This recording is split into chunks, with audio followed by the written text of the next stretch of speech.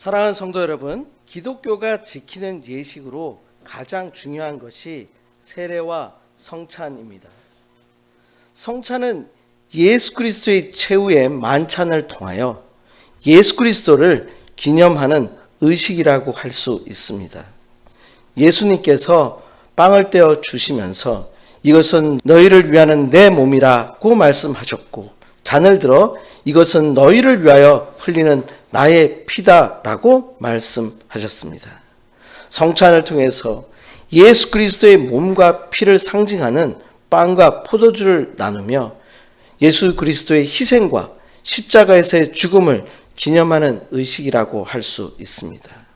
이 성찬을 통해서 그리스도인들은 하나님의 백성으로서 하나됨을 확인하고 성찬을 통해 예수님의 몸과 피를 통해서 얻은 구원의 확신을 삶으로 살겠다고 고백하는 시간입니다. 이에 비해 세례는 신앙의 공동체의 일원이 되는 상징적 행위이자 제사함과 새 생명의 시작을 의미하고 있습니다.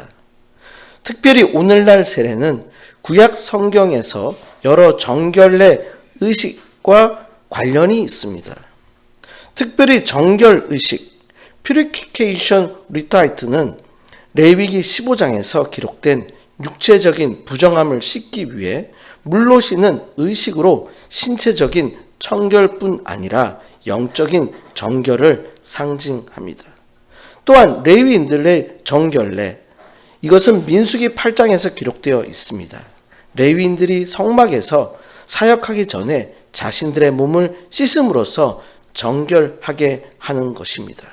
또한 예언자 이사야는 이사야서 1장을 통해서 회개의 상징으로 물로 깨끗하게 씻도록 하였습니다. 또한 역사적으로 구약시대와 신약시대 사이 기간에 활동했던 유대교 분파인 에세네파는 물로 씻는 정결 의식을 중요하게 생각했습니다. 에세네파의 의식은 사해 두루마리에서도 기록되어 있다고 합니다. 구약의 이러한 정결례 의식들은 신약 시대의 세례와 연결됩니다. 특별히 세례는 죄의 용서와 새로운 삶의 시작을 상징하는 중요한 의식입니다. 세례 요한이 요단강에서 세례를 베풀며 회개를 촉구하였습니다. 마태복음 3장에서 세례 요한이 회개하라, 천국이 가까이 왔느니라 하는 메시지를 전하였습니다. 세례 요한의 세례는 죄의 용서와 회개의 상징이라고 할 수 있습니다. 예수님께서도 세례 요한을 통해서 세례를 받으셨습니다. 예수님께서는 부활 후 제자들에게 모든 민족에게 가서 복음을 전하며 세례를 베풀라고 명령하셨습니다. 그러므로 너희는 가서 모든 민족으로 제자를 삼아 아버지와 아들과 성령의 이름으로 세례를 베풀고 내가 너희에게 분부한 모든 것을 가르쳐 지키게 하라. 오늘 특별히 함께 읽은 사도행전 8장에서는 세례에 대한 기록이 기록되어 있습니다.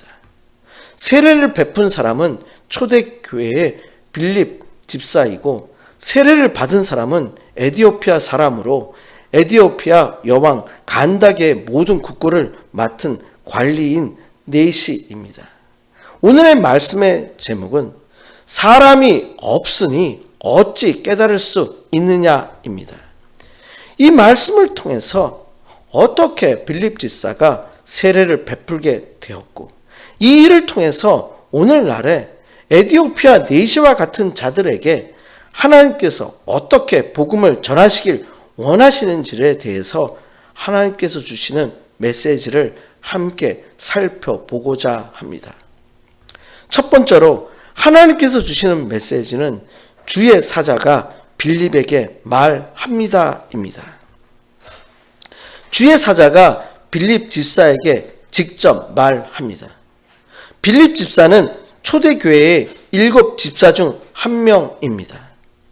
사도행전 6장에서 예루살렘 교회가 급속히 성장하면서 헬라파 유대인 과부들이 구제에 소홀함을 당하는 문제가 발생하여 이를 해결하기 위해서 사도들은 신실하고 성령과 지혜가 충만한 7 집사를 선택하였습니다. 이 7 집사 중 한 사람이 빌립입니다. 빌립 집사는 특별히 예루살렘을 떠나 사마리아에서 전도했습니다. 사마리아에서 그리스도의 복음을 전하고 병든 사람을 고쳤으며 많은 사람들에게 세례를 베풀었습니다. 또한 오늘 본문인 하나님의 사자의 인도를 받아 에디오피아 네시를 만나고 이사야서의 구절을 설명함으로 네시에게 세례를 베풀었습니다. 또한 빌립은 가이사라에서 4딸과 함께 거주하면서 복음을 전하는 사역을 지속하였다고 사도행전 21장에 기록되어 있습니다. 초대 교회에 있어서 빌립은 유대인과 이방인, 헬라인 모두에게 복음을 전하였습니다. 이러한 빌립의 사역은 초대 교회가 복음을 전하는 데 있어서 큰 역할을 하였습니다. 먼저 사도행전 8장 28절입니다. 주의 사자가 빌립에게 이르되 일어나서 남쪽으로 향하여 예루살렘에서 가사로 내려가는 길까지 가라 하니 그 길은 광야라. 주의 사자가 빌립에게 말합니다. 이것은 아마도 빌립의 사마리아 선교가 어느 정도 마무리된 시점이었고 새로운 선교 활동이 시작됨을 알려주고 있습니다. 주의 사자가 말하는 것은 초자연적인 능력을 보여주고 있습니다. 주의 사자는 하나님의 사자입니다. 천사라고 할 수 있습니다. 하나님의 임재와 하나님의 직접적인 개입이라고 할 수 있습니다. 이 하나님의 직접적인 개입은 앞으로 복음을 전할 에디오피아에 대한 선교 활동이 하나님의 섭리임을 명확하게 보여주고 있는 것입니다. 남쪽으로 향하여 예루살렘에서 가사로 내려가는 길까지 가라라고 말합니다.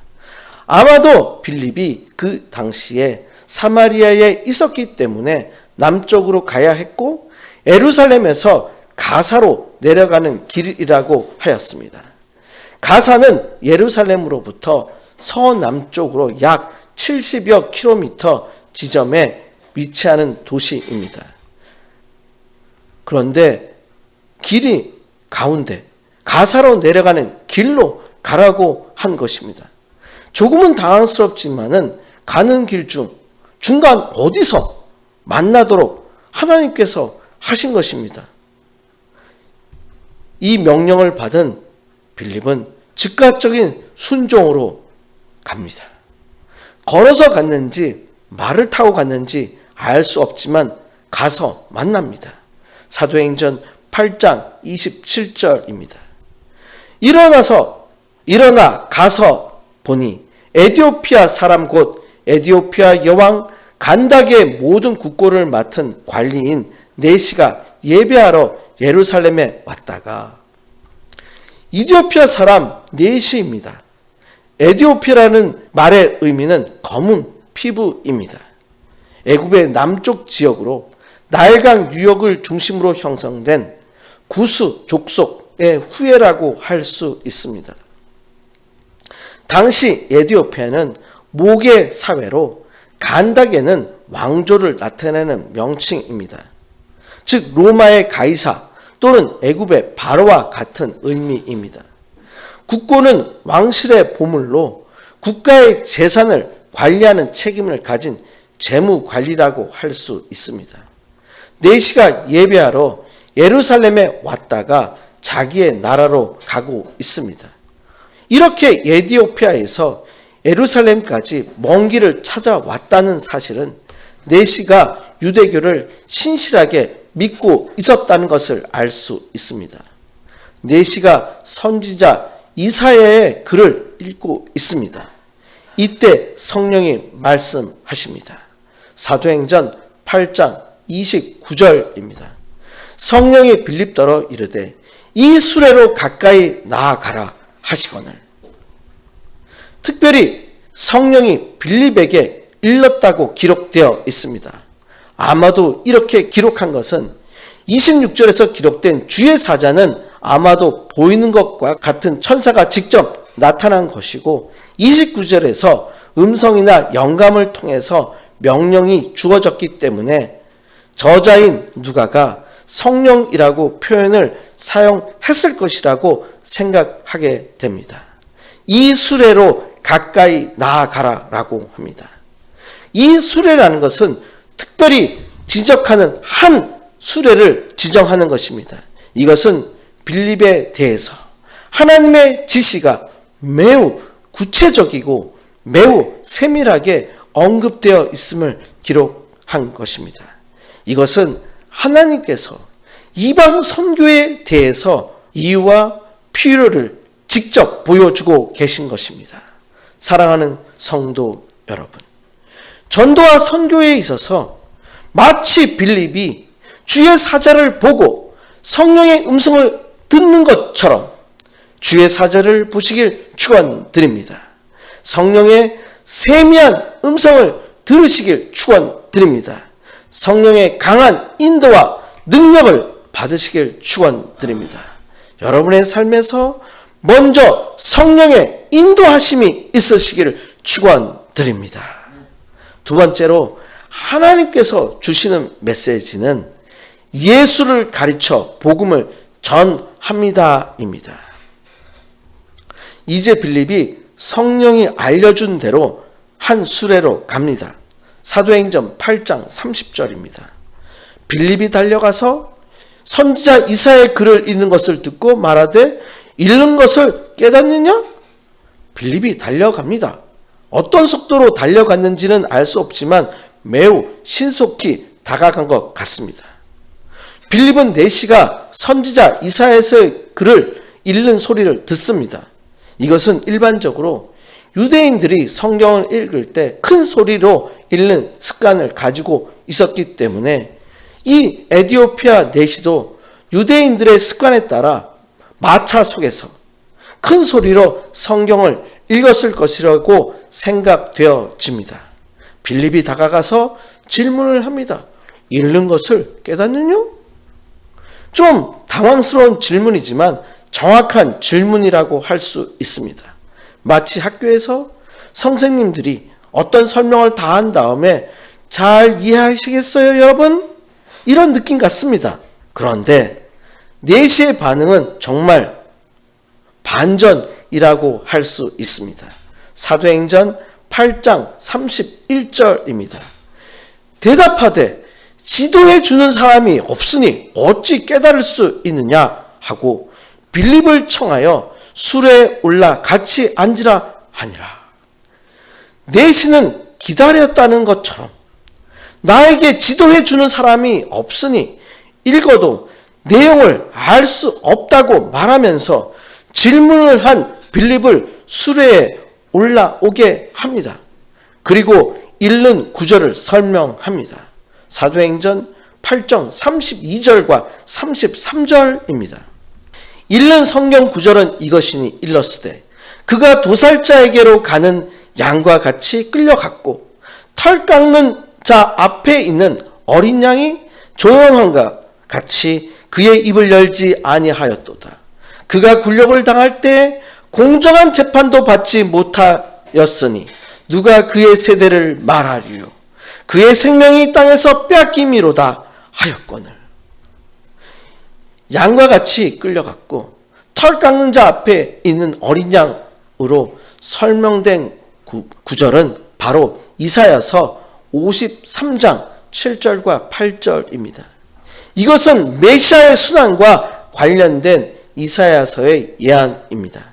메시아의 순환을 비유적으로 양으로 언급하면서 메시아가 마치 제물처럼 동시에 희생 제물임을 알려주는 것입니다.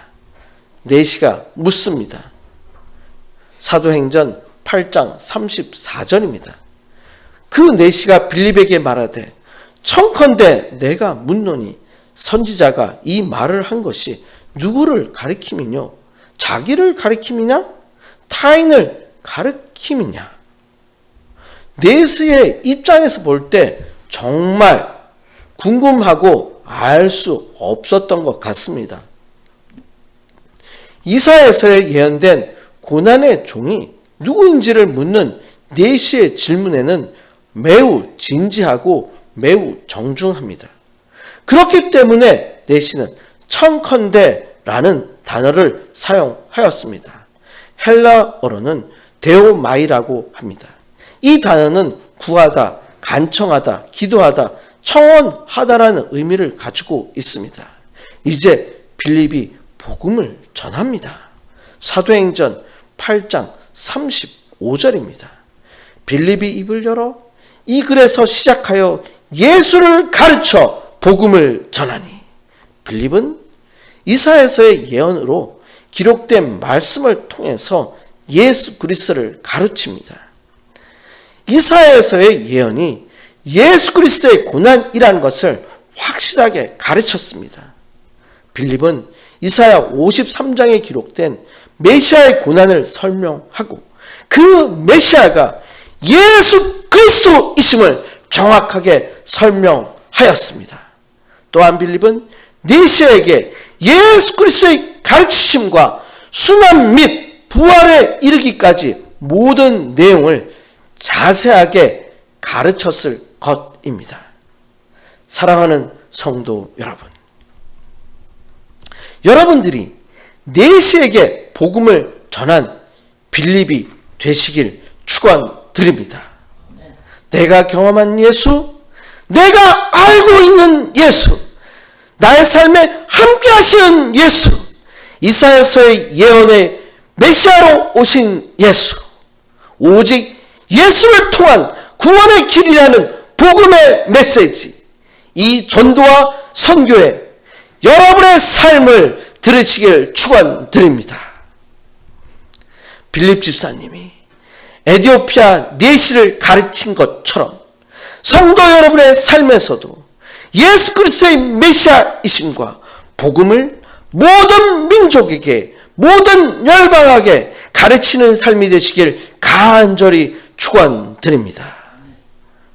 세 번째로 하나님께서 주시는 메시지는 물에 내려가 세례를 베풉니다 입니다. 빌립의 가르침으로 에티오피아 내시는 이사야서의 메시아에 대한 예언이 예수 그리스도이심을 확실하게 믿은 것 같습니다. 그렇기 때문에 내시는 세례를 받고자 한 것 같습니다. 사도행전 8장 36절입니다. 길을 가다가 물이 있는 곳에 이르러 그 내시가 말하되 보라 물이 있으니 내가 세례를 받음에 무슨 꺼리낌이 있느냐.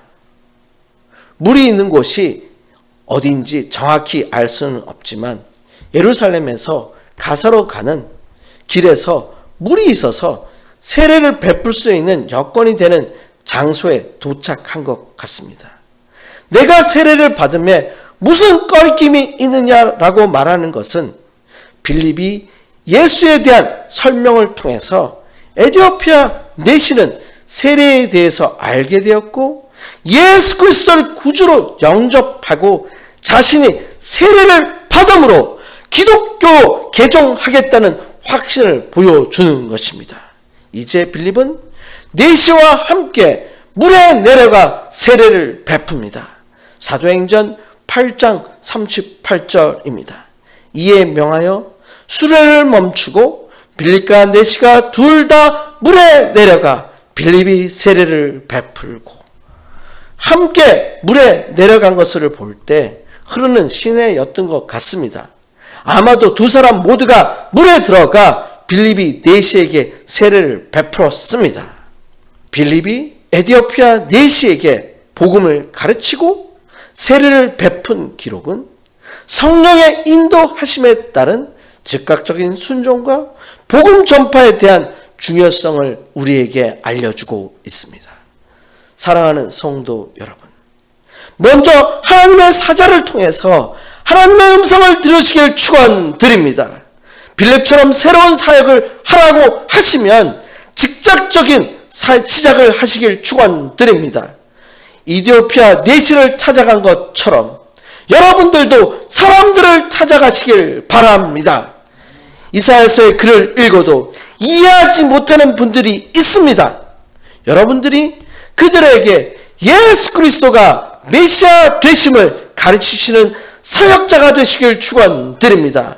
복음을 듣는 자들이 예수 그리스도를 영접하는 결과가 있으시길 축원드립니다.